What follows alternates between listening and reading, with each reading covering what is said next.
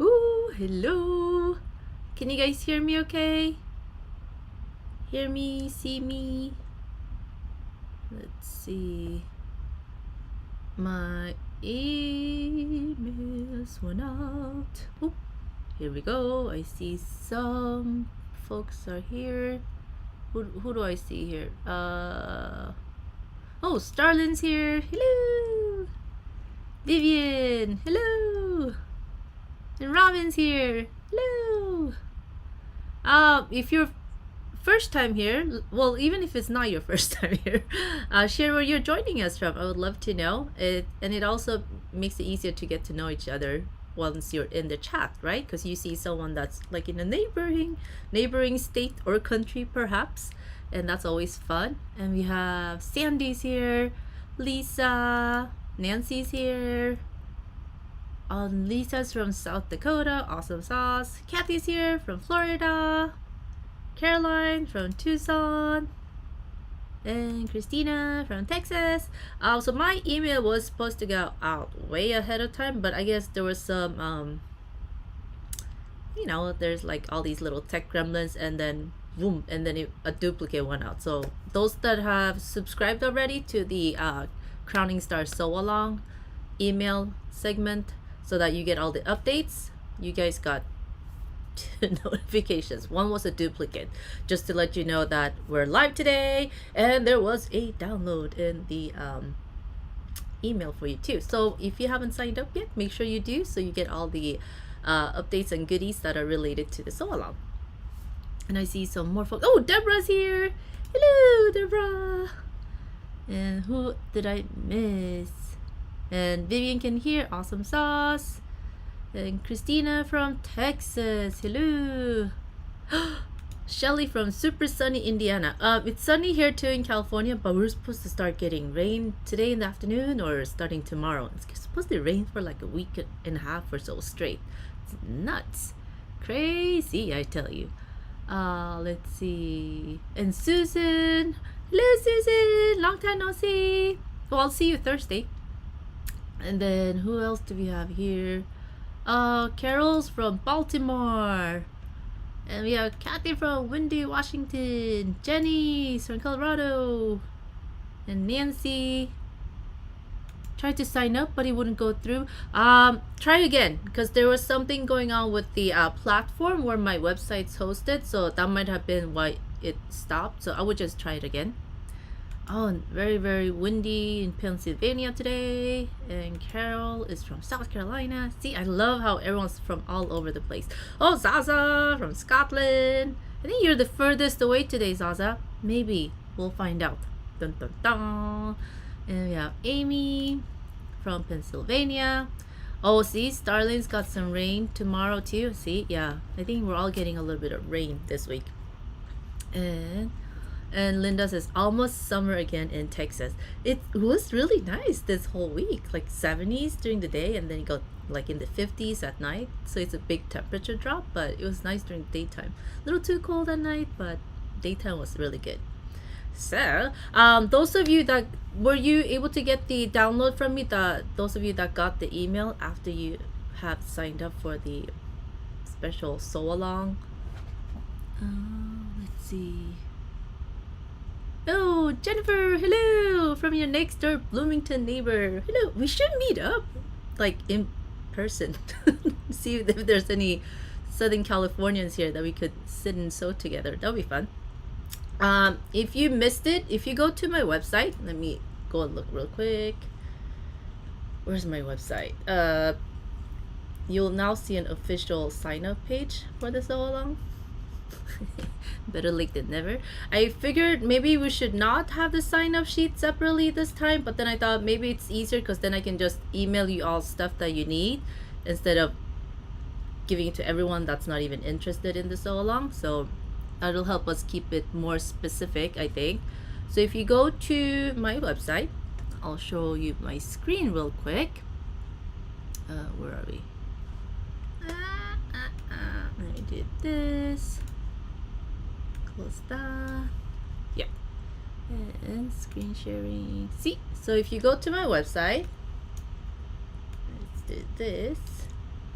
after you get to my website, you see Crowning Star picking up here on the bottom. Da-da-da. Just click on that and then sign up, and that way you'll get the little downloads and other freebies and all the updates. And when the replays are available and whatnot sits, you get all those updates for you straight to your email inbox. And let's see. Oh, it's Mardi Gras in New Orleans, Julie. How fun! So after you sign up here, you'll I'll send out another email. Let's say tonight, just so I give the folks that are watching the replay a chance to make sure you sign up, and then I'll send out another email with the coloring page, so you guys have that handy dandy. Okay, let me come back here. And I would also just love to know, because I know all the regulars, I know you guys have EPP experience already, but if you're new, just raise your hand, let me know. Just type new in the comments, so I can make sure that I slow down. And if you have any questions, there are no stupid questions, okay? Just make sure to ask. And if you ask too in the comments, you'll see that all the experienced EPPers will be able to help you as well. So if you have any questions, no matter how silly you think it is, always ask, because there is no silly question, and that way we can help each other out, and it'll be much more enjoyable and fun process, because you're not sitting there thinking like, what the heck am I supposed to do now? You know, it's better to ask. When in doubt, ask, right? So let's see, is everybody experienced? Everyone's got EPP experience? Hello. Let's see. Oh, Carol's new. Yay for being the first brave one to say that you're new. Love it. Our goal here is to try to get everyone addicted to EPP as fast and as much as possible. I pledge. I think it'll be fun. I mean, it's a good addiction to have, right? It's not a bad one. Maybe we end up spending a little too much on fabric supplies sometimes, but it's a fun hobby. And let's see, and Vivian's new. Oh, this is the first time you're joining our live session. Yay, welcome. And Susan, you got the email to sign up but didn't get the other. Let's say if my system didn't get the email out to you again, just wait for tonight, and I'll send out another email again so you get the coloring page. Okay. Da-da-da. Let's see, I know there's always a little lag, but while we wait for comments to come in, and even if you're not new, this is okay. This is a fun project for you to make as an experienced EPPer. I really enjoyed making my blocks ahead of time, and they come together really quick, which is fun too, right? And I got to use up some fun scraps that I had sitting around. So I'm gonna start with, let me have my plans here. I have notes for myself so I don't forget anything.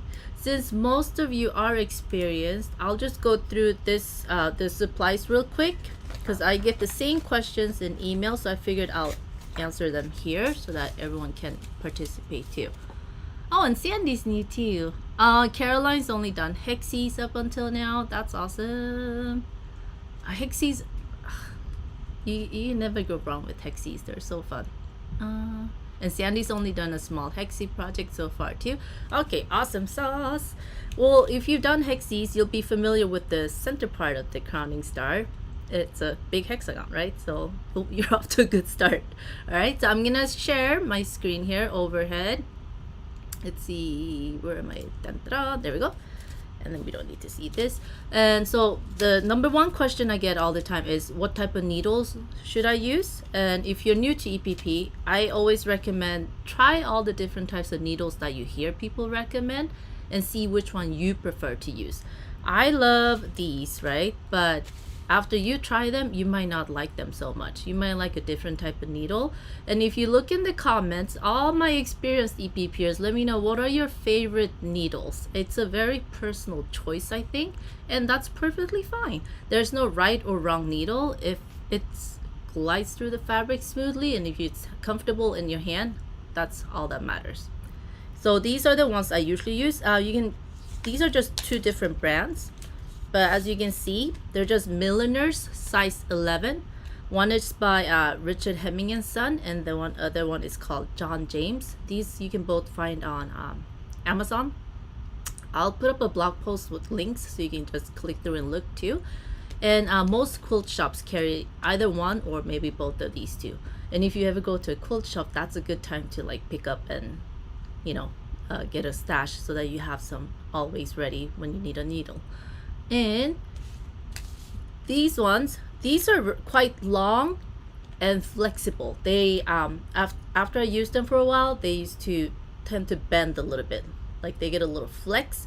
But that's the nice thing about them too. Once they get that little flex, when you sew through the fabric, it just goes up kind of like a fish hook, so you don't catch too much of the fabric or go through the paper, right, when you're sewing your pieces together.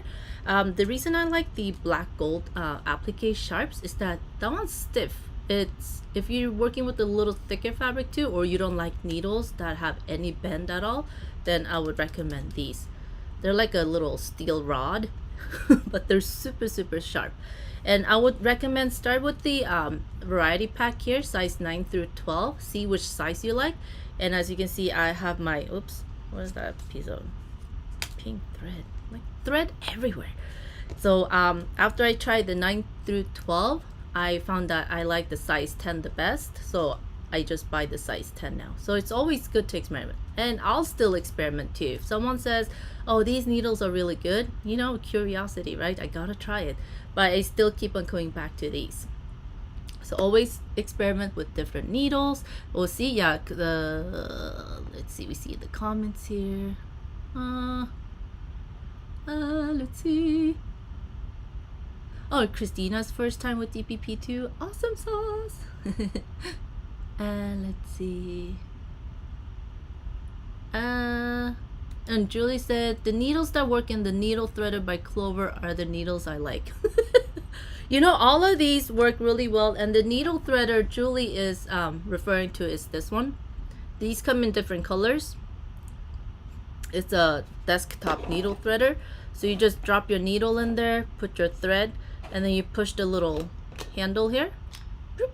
And there's a little bar thing that pushes the needle, the thread through the eye of your needle, and it's threaded. So if you're like nearsighted like me, and you need to take your glasses off to see what you're doing when you're up close, or you have trouble in general like I do, like I can't see sometimes, like why can't I see this?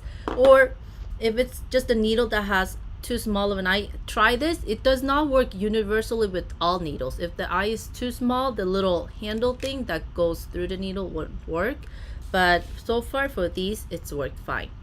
And let's see, oh yeah, Jenny Hubbard uses John James Golden Glide Milliners. Oh, use this one, okay. And let's see.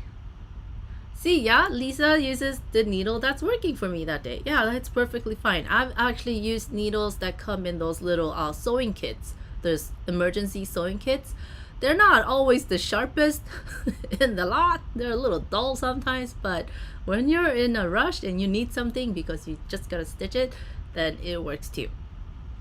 And Robin uses Tulip number 10 applique and Clover Gold applique 10. Awesome. Yeah, there's so many different needles, so I would definitely experiment. Oh, and Deborah uses Jen Kingwell. I didn't know Jen Kingwell had her own size 11. Interesting. Let's see. And Starlin uses applique number 10.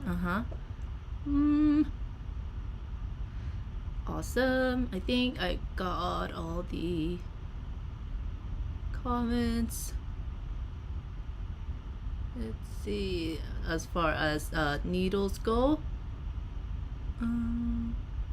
Okay, all right, let's keep on going.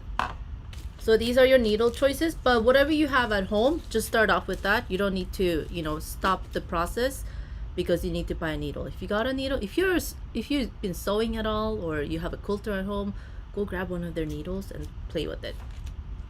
And the second question we get a lot of is thread choice, right? So I have this one. These are the ones I use most at the time. Oh, I haven't even taken the wrapping of this.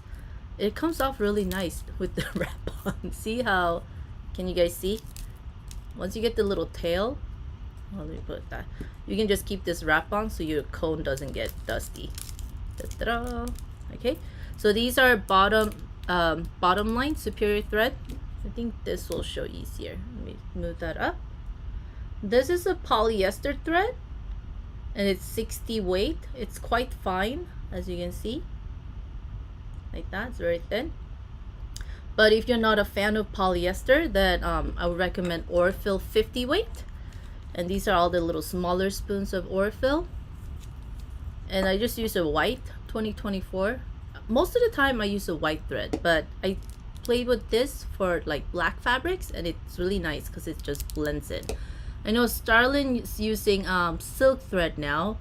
Starlin, do you mind putting in the comments the silk thread that you're using and the colors if you remember? If you don't remember the colors, that's fine, but just the brand so people can look it up if they want to try silk thread. And if I compare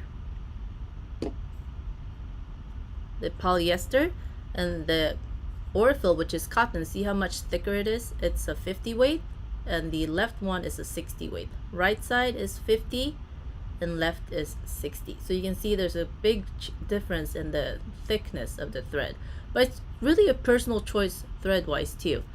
And you know, it's gonna, your stitches are gonna show a little bit, so don't worry about it. That's when you can start doing color matching with your threads too, if you're really bothered by your stitches showing. But you know, in the beginning I was too, but the more you start to do it, it's kind of like gives its charm to your project, right? It's your stitches showing, just shows all the work you put into it. And maybe I wouldn't use a white thread on black fabric. I would use something more neutral like this, or even maybe black thread, right? And it'll just blend in nicer. So there's different ways to do it, so I wouldn't worry too much about that. Let's see, Marsha is new. Hello, welcome.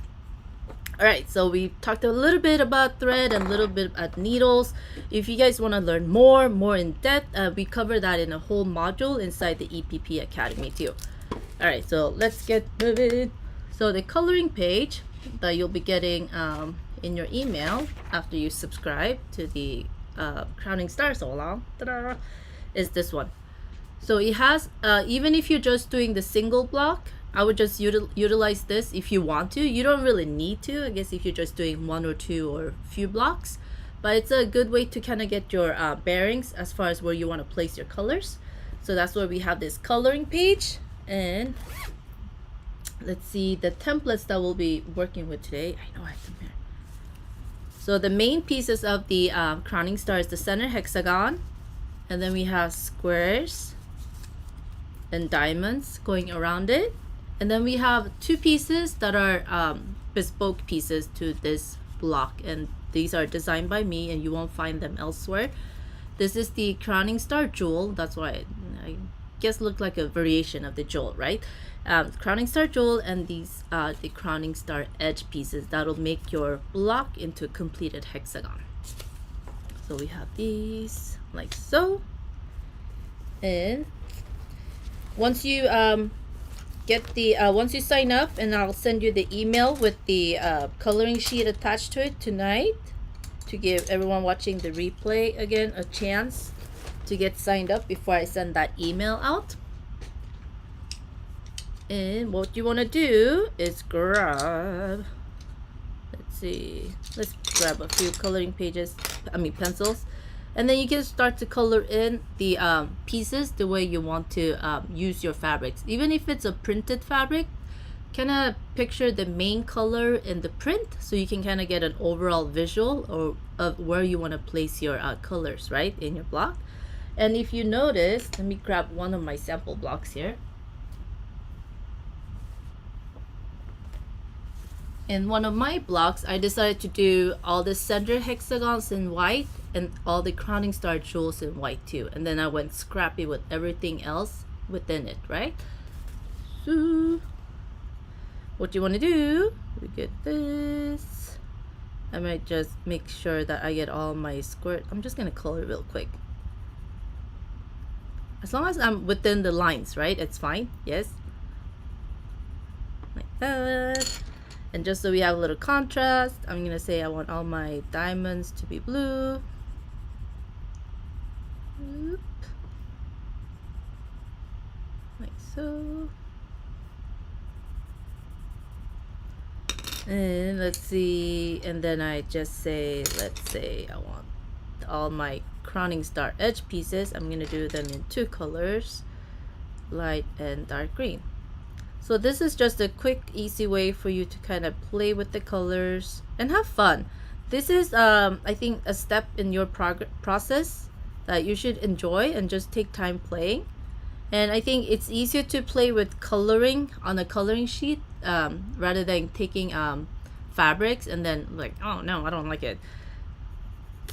And like so. Let me go a little quick here. Da-da-da. So you guys can kind of get an idea, right? And then I'll be able to see how it repeats. And then if you hate it, then print out another sheet and try coloring it a different way. So that way you're not wasting fabric either, right? Okay, so is everybody coming along okay? Let's see.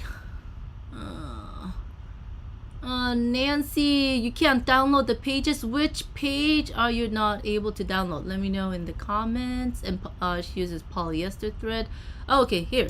So Starling uses silk thread. It's called Superior Threads Kimono Silk Thread. And if you're in our Facebook group, the English Paper Piecing Society, you can type in Starlyn Jones, her name, and her post will pop up and you'll see the threads that she showed to. I think you had a post in there too, right? I think you did, yeah.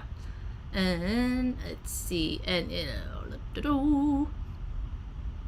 me scroll up a little bit. Oh, Linda, this needle threader, yeah, sometimes I think Sasa was the one that suggested that you always place it on a hard desktop to use it and don't hold it. I don't know, maybe it's like a little balancing mechanism in it that is a little sensitive, and then try to use it. And then if it doesn't work the first time, try it 2 or 3 times. It always works on the 3rd time at least. Or you might just need to rotate your needle a little bit because it won't fall in with the eye facing the correct way. The eye has to be like this. So let's say this is the eye of the needle.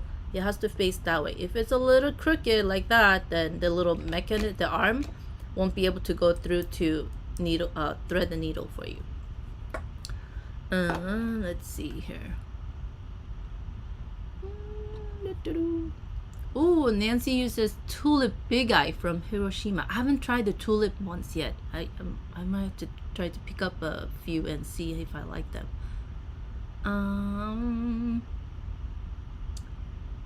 Also, Julie suggested the clover needle threader too. Oh, hello, Wanda.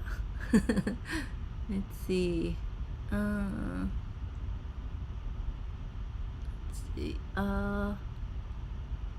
Oh, and Amy asked, have you used the flat back stitch? I play with it, but I just don't like the time it takes because I don't want to fiddle with taping my pieces. When you do a flat back, in essence, when we do a whip stitch, we just place our 2 pieces right sides together and whip stitch the seam, right? Whereas in flat back, you keep it flat. And what a lot of people do is they'll tape their pieces together to hold it in one end and start on the other end, and you just connect with stitches that go across, kind of like a little bridge. Yeah, a bridge. That's a good like analogy, or yeah, a visual, right?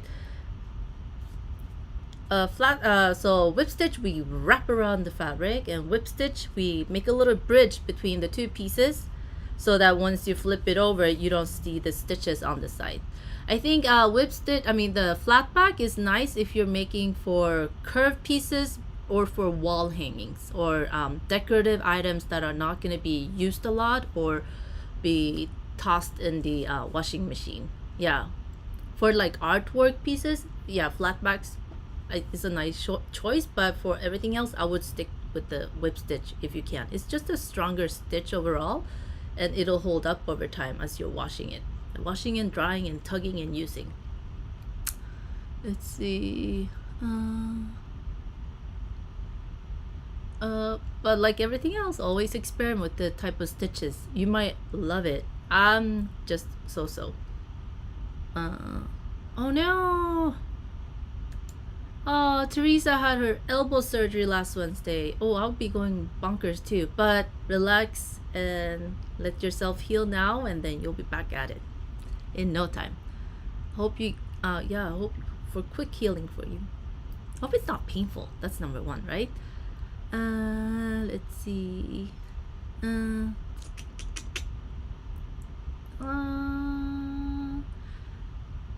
Nancy, did you sign up on the on my website for the Crowning Star Sewalong? Were you here in the beginning? Did you catch that?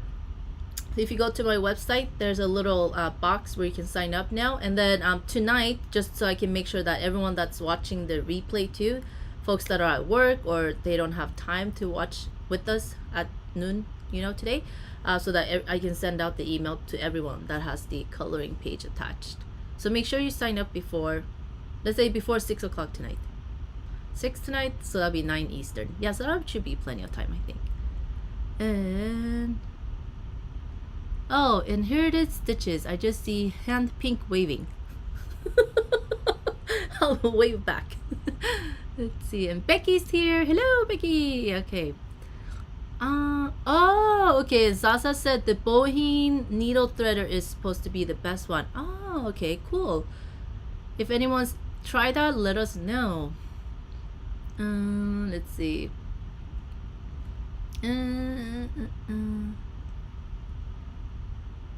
Okay, all right. Okay, we move on. So, coloring page will go out tonight. Don't forget. All right, so the block chart, everyone that ordered PDF or SVG, you got the block chart and the coloring pages included already. And for those of you that ordered the physical papers, I included the block chart. And if you're just signing up on the sew along, then you'll get the coloring page too, okay? So you can just print out as many as you need. So what we have here is just a reference for the pieces that we have in the Crowning Star block, right? So I'm just gonna start with the block, and I'm not gonna mention the triangle star or the setting pieces yet.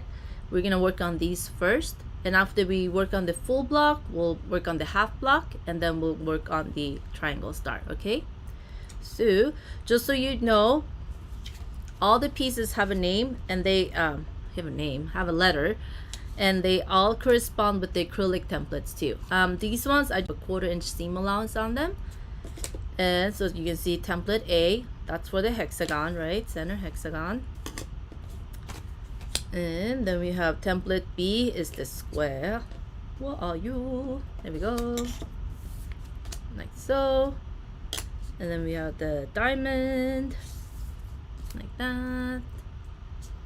And the crowning star jewel. And the crowning star edge. Like so. Oops. My head's covering it. Let me move my head. Here we go.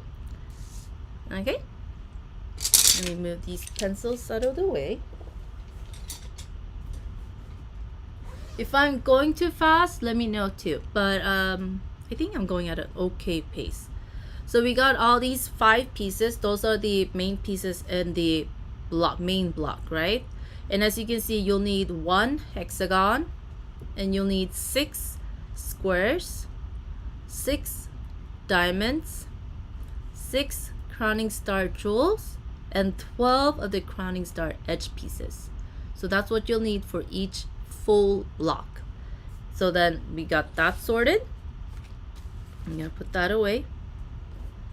And if you looked on the fabric requirements on my blog, they're posted there. You can also download the fabric requirements. If you scroll below the screenshots, the images, it has a little link where you can download it, so you can print it out if that's easier for you. So what you want to do, if you're just doing one block, you don't really need to pay too much attention to the fabric requirements. That's for those of you that are doing the full quilt, right? That makes more sense. I didn't include fabric requirements for individual blocks because that came later. For folks that were, it's a big thing. It's a big task to jump into making a whole quilt, and kind of just want to dip their toe in and try a block or two, right? But it's pretty easy to figure out how much fabric you need, and so I figured we could go over that so that everyone's new that's just jumping into EPP too, so they're comfortable with this.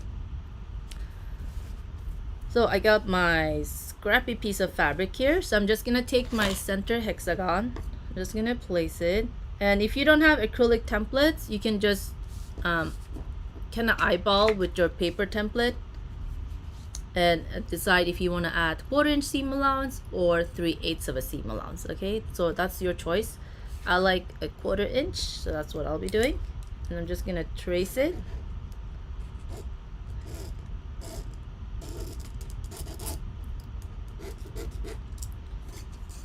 Oh, whoops, can't see that part. And move my head out of the way again. There we go.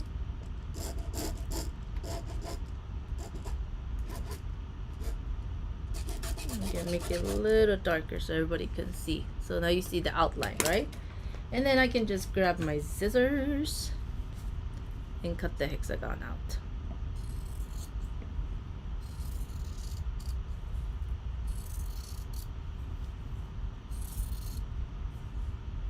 So I think, yeah, the Crowning Star is super beginner friendly. The pieces are a little larger than what I normally like to make or use, but it's fun one because you can fussy cut too if you like to, but you don't have to. And if you like to do get the most out of your fabric while using templates, what I would suggest, let me show you here on this end, is when you're placing it, see how I can place it like that. I'm just gonna trace it so you can see what I'm doing, but I won't be cutting these out. And this is a friction pen. It's heat erasable, which works fine when you're just tracing where your cutting line is, right? Because it will just press away and it won't show in the front of your fabric. So then I could either go strip-wise like this, or if I want to nest it, I could go like that, like a honeycomb almost, right?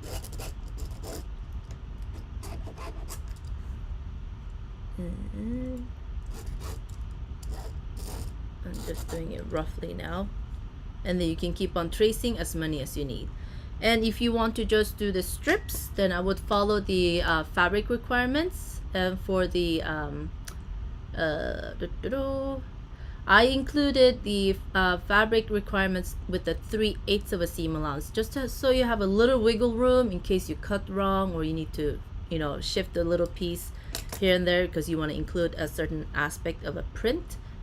So then you would just cut, you would need either a fat 1/4 if you're doing the quilt, or 2 4-inch by width of fabric strips. So width of fabric, we mean the whole width of the fabric from selvage to selvage. So that's about 42 to 44 inches. Is that differs from manufacturer to manufacturer, but I kept it at 42 because if you get 44, hey, awesome sauce, you get a little extra fabric, right? But if you don't, some manufacturers, they make it so that you can only really use 42 or even 40 inches sometimes, and I didn't want you to run out of fabric.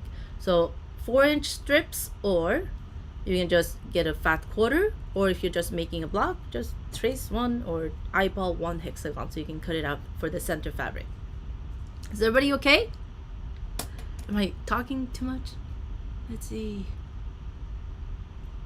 Oh, Carrie here from South Texas. Hello. And Jenny, yeah, that's a friction pen. It's a friction pen, but my refills, I get these refills. Parkour. Can you guys see? Let me get the camera to focus.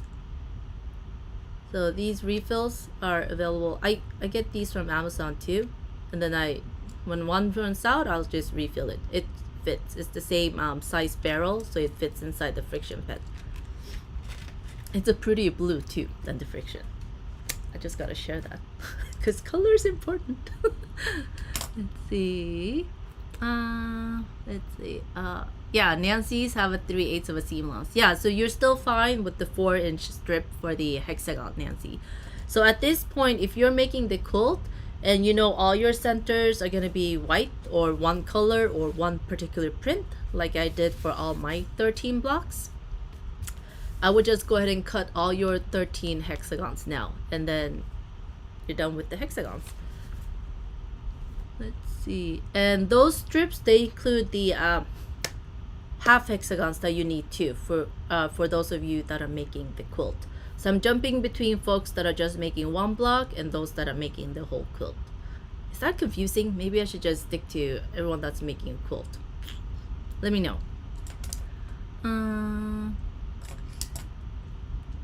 Oh, Carrie, you're so welcome. We're so happy to have you here. Yay! And okay, so then we have the hexagon done. So I would say homework for next week. You always get homework, right? But it's fun homework. Cut your 13 hexagons from your strip and your 4 half hexagons. That's what you'll need, because we have 13 full blocks and 4 half blocks in the quilt. So make sure you cut your 13 hexagons and 13 half hexagons. All right, so then you'll have all your pieces for next week. But that is only if you've decided on your fabric already. If you haven't, then don't be too like, oh no, I gotta catch up. You're fine. Totally okay. This week I was only going to cover like what pieces are included and like supplies and notions, but then I figured I see folks have gotten started already and they're sharing their blocks on like Instagram, and it's like, oh my god, okay, maybe I could move it a little faster. So that's where we're doing the how to cut the templates from your fabric already this week. Let's see here. Oh, so Jessica, that's a good question. How do you cut out when you don't have templates? What we do is, you could always make your own template from like template plastic or a piece of cardstock. Just trace it on cardstock, add a 1/4 or 3/8 of a seam allowance. That way you have your own template. Or you can also, I'm just gonna grab, because this hexagon is so big, I'm just gonna put a little glue in the center and kind of eyeball where I want this. Let me put it over here so it's not confusing. Let's say I like 1/4, let's say I like 3/8 of a seam allowance on this one because it's a big hexagon, and I'll just place it there, and then I'll just cut one.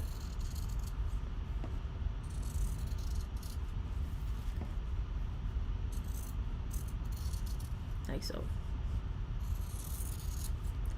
And personally, I have a preference for neater backs, meaning I like my seam allowances to be fairly consistent and even. If you don't mind them being different sizes and odd sizes in the back, then that's fine too. See, like this is kind of thick and it'll bug me, so I need to trim it. But if you're fine with it, then just leave it like that. So that's how you can just cut it out from a piece of fabric. Let's see. What did I miss? Oh, and hello from Pennsylvania. Yay! Homework always. Yes, Carrie. And Linda asked, can you cut these on the Cricut, the fabric, or the paper? Let me know which one you mean. I know you could cut both, and the Cricut, it depends on which model you have. You need to have the one that has the rotary blade attachment that you can put in, and then for the SVGs you would need to make sure that you maybe this gets a little too complicated. The templates are the size for the papers, so if you wanted to cut the fabrics on your Cricut or like Silhouette with those that come with the rotary blade, then you wouldn't need to make sure that you add the seam allowance. Otherwise your fabric's going to be the same size as your paper template and you won't have enough to actually wrap around like with the seam allowance, like so. So it depends. So let me know what you mean, specify. Oh,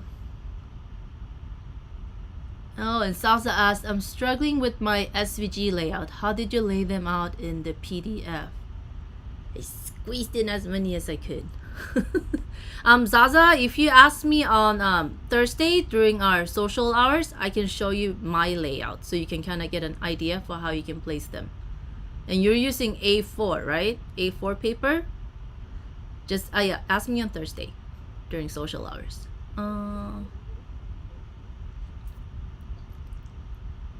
And Julie said, not sure what I'm using on the centers and what you have in white shapes. Oh, so the center hexagon and the crowning star jewels. Yeah, if you haven't decided yet, then just cut one and experiment, see if you like it or not. Let's see. Yeah, there are add a quarter, add an eighth, and add a 3/8 rulers available. Those are mainly used for foundation paper piecing. For those of you that are new to EPP, I can show you one.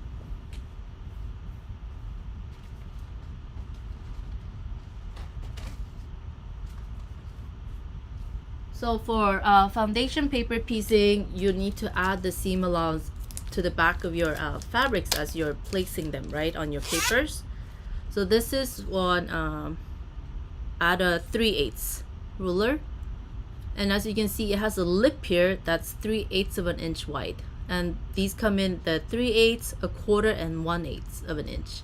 So you would do for generally for EPP, unless you're doing like mini or micro EPP, then you would need quarter or 3/8, and then you could use this and add the 3/8, and it'll, if you look, see, if I slide over it, it stops where the paper is because it has that lip on the bottom side, and then you could add your seam allowance this way too, or you could just eyeball if that's faster for you.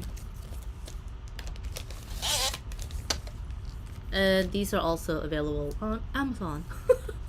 I have seen a couple once in a while in quilt shops. They don't always have them in stock. I just think it depends on when they get inventory in, so you can always shop around.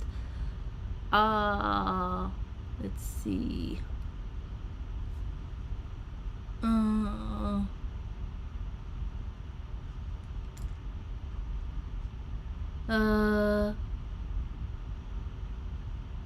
Okay, I think I kind of got confused here in the thread. Bluebells. Ooh, Bluebell Creamery. Are we talking about food now? Now you're gonna make me hungry. Okay, so is everybody following along okay so far? So that's for the hexagon. And so same concept for like the square. Square is pretty easy, right? I think square I can just demo real quick. You could just place them and then trace, trace, trace. Right? It's super easy to cut. The one that I want to pay attention to is the diamond. Let's say you have striped fabric and the stripes go this way. Ooh, that was loud. And say the stripes go like so, right? If you want them all to go in the same direction, make sure you place your template or your paper template to go in the same direction. Don't flippity flop, because then it's gonna like look, the stripes are not gonna align, right? So this is a good opportunity to fussy cut, especially if you're doing something with striped fabric.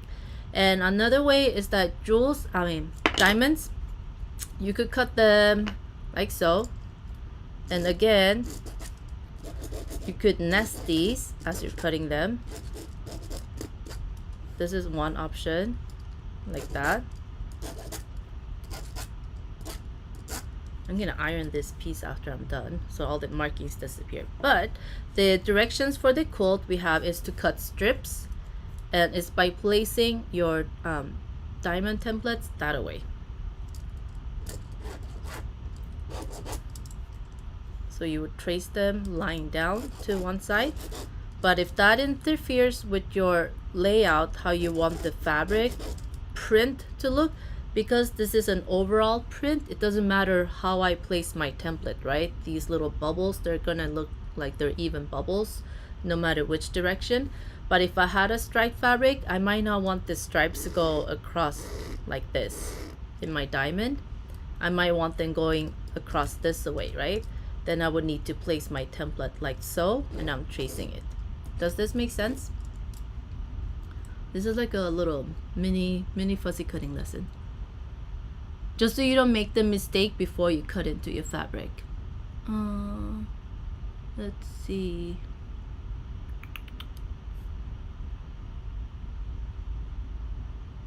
See, yeah, it's a preference using 1/4 inch seam allowance or the 3/8. Yeah, so try both, see what you like. For bigger, you know, like if you're using like 3 or 4 inch hexagons too, then yeah, 3/8 of a seam allowance definitely comes in handy, because you know that little template might move when you're placing on the fabric, and then that way you'll have a little wiggle room, whereas a 1/4 inch seam allowance is going to be rather tight. Let's see. Okay, I think I'm pretty up. I think everyone's following along. Okay. So does this make sense when you're cutting the diamond templates? That's the one you need to pay attention to. And for the diamond templates, you'll need half a yard or 7 2.5-inch times width of fabric strips. Okay, and to place them this way to get the most out of your fabric. And if you're fussy cutting, you'll always need a whole bunch of more fabric. Alright, let's move on. If I keep on reading about ice cream, I'm gonna be so distracted, I will not be able to keep on doing this. Do not distract me, people. And so then we have the Crowning Star jewel. You'll need a 3/4 of a yard or 7 3.25-inch wide with the fabric strips. And these you'll be able to put like this. So when you trace your jewel, Crowning Star jewels, go like this to fit as many as possible on your strip of fabric. So you're gonna rotate it, one facing the point up, and then flip it and the point facing down, flip it and point facing up. Okay,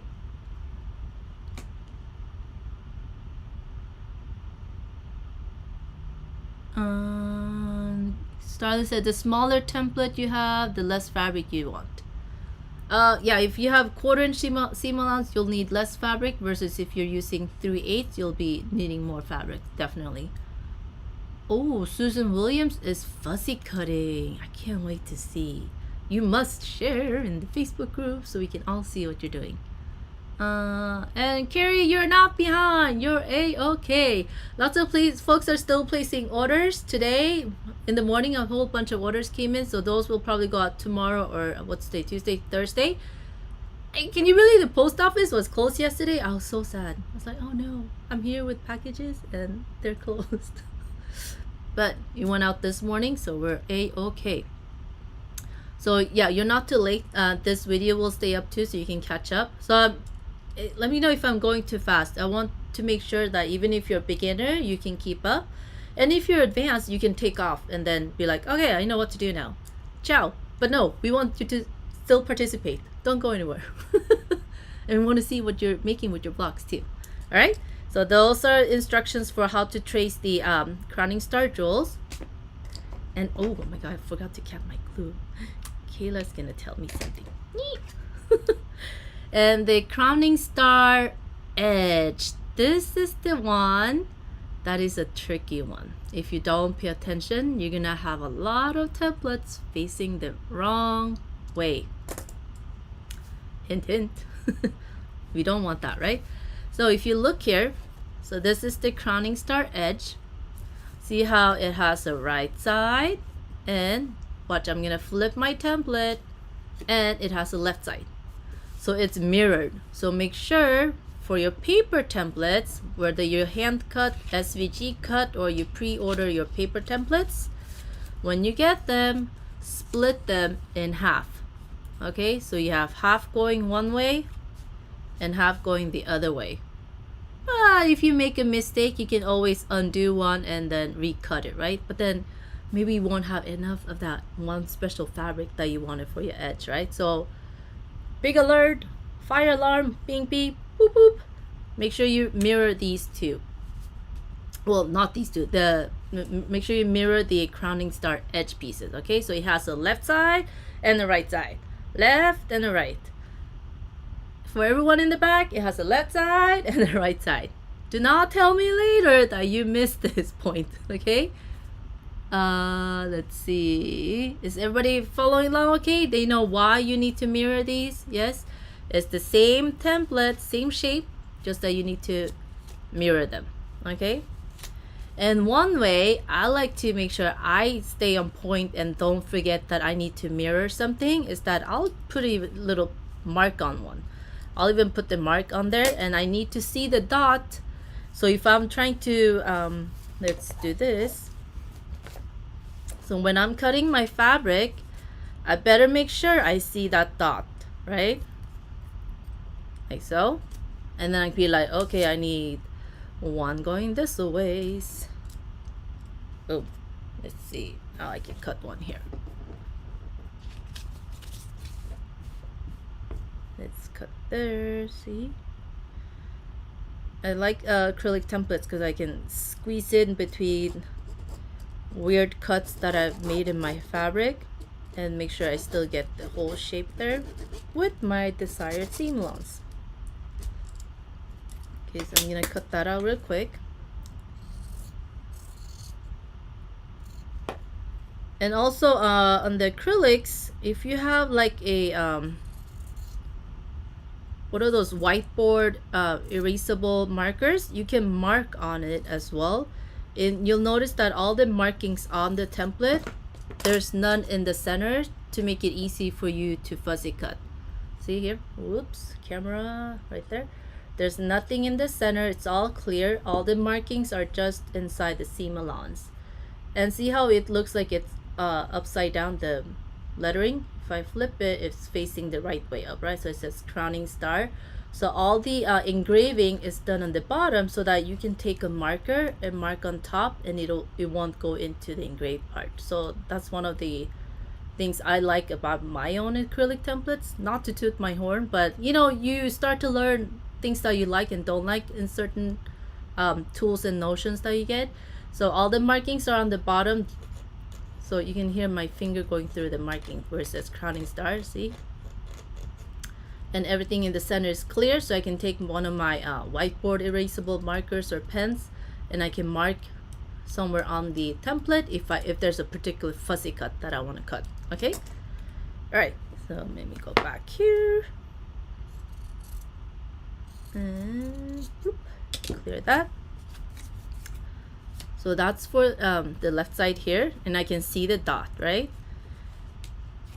And then I want to make sure I see the dot on this piece, and I can see the acrylic needs to face this a ways. And I can just place it there.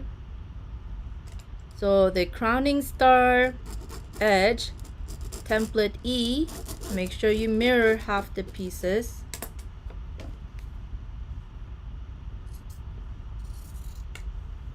By just flipping them over.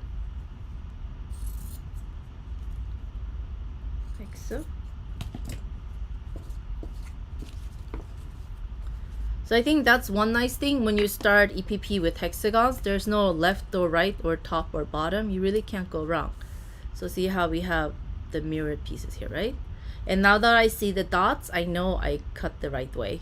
I wouldn't want to cut the fabric this way and notice that, oh shoot, my template needs to go that way. And then I'll be very, very sad. Especially if that was my last piece of fabric, right? So this is what you want to look out for, okay? So left and right.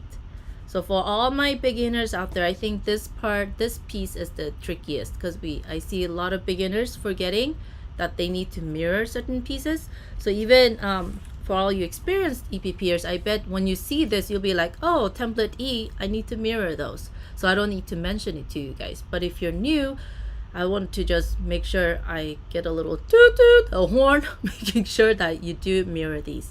I don't want you to be like, oh no, I forgot. So did everybody here? Mirror template E. Split them up half and half. So you have half facing one way and half facing the other way. But if you got the PDF or SVG templates, cut some more if you cut in the wrong way, right? Okay, let's see. Where am I going? Where are we? Oh, almost at the top of the hour. And we just made it in time. So you have all your templates. So for next week, go ahead and cut out all your fabric pieces, even if it's just for one block. So you have them ready and we can start basting them.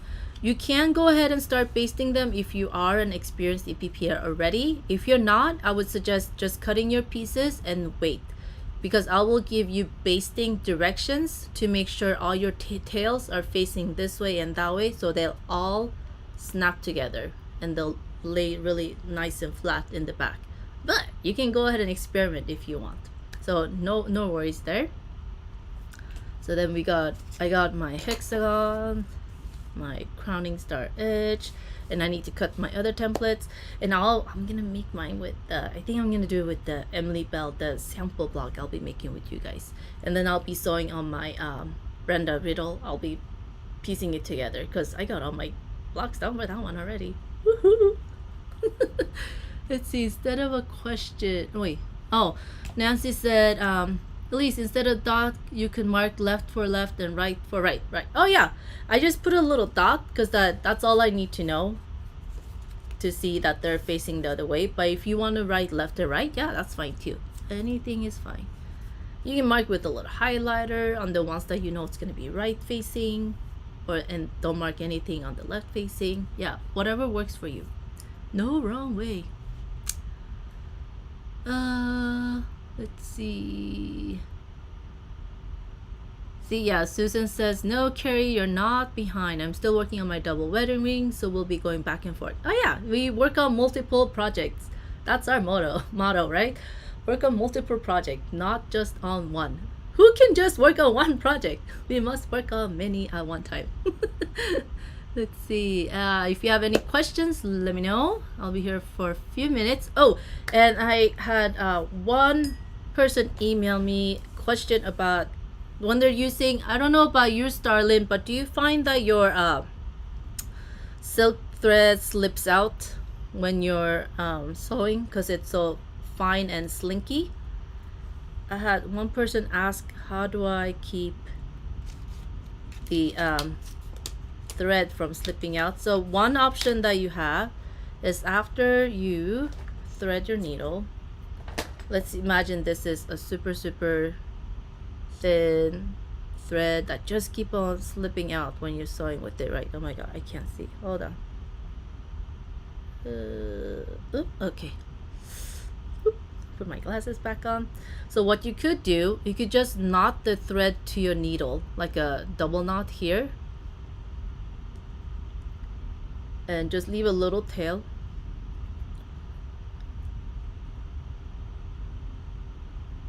One knot. So I was trying to explain this in an email, and I think I think it's easier just to show. So now I got it knotted to the eye of my needle. So it's just double knotted, but so that that knot doesn't get in the way when you're sewing through the fabric, right? Go ahead and burrow that little knot in the eye of the needle, so it'll fill it up, right? So the knot's gonna hide in the eye of your needle, and now you just squish it in, and now you can sew through your fabric and you won't snag as you're sewing through it. Oh, see, yeah, see, that's what Starlin does. I had a problem, but now I do a knot on that end that goes through the needle 4 times, and then do my big knot on the other end. Awesome.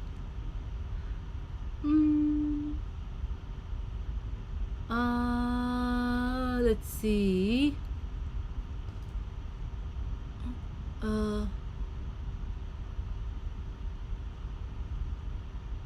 Oh no, Nancy, I have to catch up. Arthritis in my hands. Oh yeah, if you feel hand pain anytime, I would say relax. Don't keep on pushing through the pain. When you're hurting a little bit, give yourself a little break. And then, what do we do? Jazz hands! We shake it off a little bit. And I like to flex my fingers like this a little bit. Let me switch the camera poo here. Ta-da. So I do this because I have arthritis too in my fingers, and they get swollen and hurt. And then do a little flexi, stretch them a little bit. And then I don't know about you, but I have that crazy claw finger where I'm like holding on to my needle as if someone's trying to take it from me. I have that death grip on it, and that's when your hand's cramping, like your knuckles get white because you're holding onto your needle or your pieces so hard. It's like, I'm gonna sew you, dang it.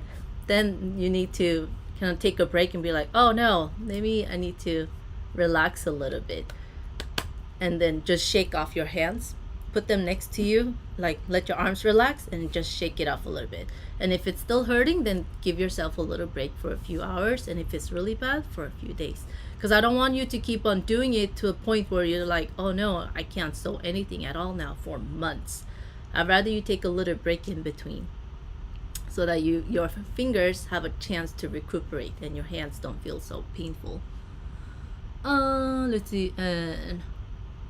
Carrie asked, can we use hexiform for our papers? Yeah, try it. See how you like it. Definitely. And yes, see, Sasa said if you do cut them the wrong way, like the the crowning star, the edge pieces, yeah, just keep them for the next block. And she does that with her double wedding quilt. Yeah, if you're trying to do scrappy too, like when I was making this block, I ended up making a whole bunch facing left and right, and then I could just play with the placement.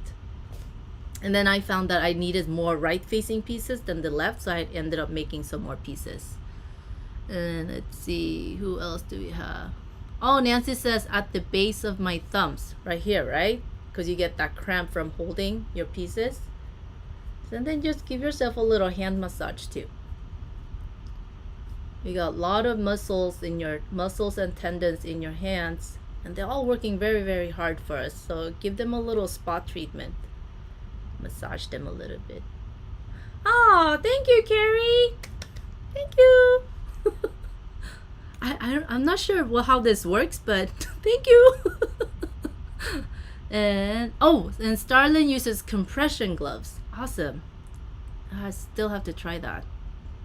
And Carol says another idea for exercising your hands is to use a little stress ball and squeeze it in both hands a few times. Oh, those little squishy balls. Oh, that's a good idea too. And when your pieces are not cooperating, right? You're like, dang you. Let's see. Yes, turmeric is awesome sauce, Nancy. I love turmeric supplements. Very good. And let's see. I think I got all your questions. And Carol, I don't think you're here today. I don't see you. Oh, here you are. Ah, hello. Oh, I'm glad I didn't miss you. I'm so glad you made it today. Yeah, I hope that makes sense. And I don't know if you could see the needle, but it's easier when I explain it, right? I hope that works with your needle and your thread too. And let's see if I've missed anything. Let me scroll up in the comments a little bit. Nancy, I hope so too. I hope you're all back next week, because that's when we'll start basting our pieces, and I'll be sharing my basting directions. You can definitely go ahead and baste them the way you want to, but I share my basting directions just so that you can make sure all your pieces nest really flatly and nicely in the back. But if you don't really care about that, go ahead and baste away. And let's see. I think I got everything. Da-da-da. Oh, Carrie, I can't believe it's third Sewalong already. Yay! How fun. I think I got everything. Yeah, Starling, well, yeah, once you have the SVGs, you can just crank them out in no time. It'll be easy peasy. And let's see. Yes, they do make the add a 3/8 of an inch add a ruler. Yeah, I was surprised too when I found it. Guess where I found it? On Amazon. But I would, if I had a local quilt shop that had it, I would just buy from them too, to support our little, local businesses. I think I got everything. So is everybody feeling confident for next week? Cut all your fabric pieces for at least one block, and then we'll start basting and sewing them together next week. And I'll put up a replay link, and don't forget to sign up on the Sewalong page on my website by 6 p.m. tonight Pacific. That's 9 p.m. Eastern, for those of you that are watching the replay, so I can get the coloring page out to you too. Maybe I could just send one out now, and I'll send that in again. But I don't want to like duplicate it for folks that have already got it. So I'll see if my email system is up and running normally, and then I'll have it out. Da, da, da. And if there are no other questions, oh, Nancy, no worries if you missed last week. We're officially starting the Crowning Star Sewalong today, so you're up to date. Oh, wait, what is going on here? Zaza is cry laughing. What?